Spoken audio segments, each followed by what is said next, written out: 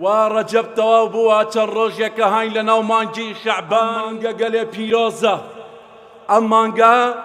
پێغەمبەری خوددا عەلەیهی السەڵات وەسەلام دەفەرمێ زۆربەی مسلمانان بێئاگان لەناو ئەم مانگەدا لە هەموو مانگەکان زیاتر تێیدا بەڕۆژوو بن. لەبەرەوەی پێغەمبەری خوددا عەلەیهی السەڵات وەسەلام هیچ مانگێک نەبووە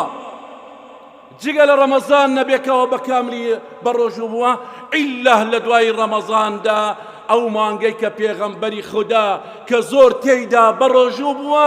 ئەم مانگەیەکەوە ئێستا کە ئێمە هاین لە ناویدا برا بەڕێزەکانم کە مانگی پێغەمبەری خوددا لە هەموو مانگەکان لە دوای مانگی ڕەمەزان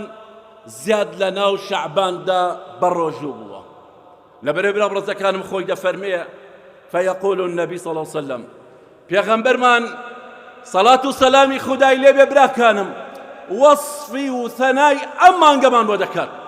پێغەمبەری خوددا وەصفی مانگی شەعبانمان بۆ دەکات و دەفەرمێ وهو شهر ئەوە مانگێکە مسلمانان مانگی شەعبان مانگێکە ترفع فيه الأعمال إلى الله کردەوەکانتان سەرەکەوێ بەلای پەروەرگار کردەوەکانتان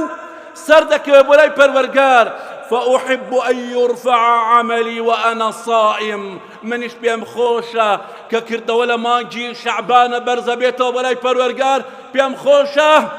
تێیدا بەڕۆژوو ببم و ئەمجا کردەوەکانم سەرکەوێ لەگەڵیا. کاتە براکانم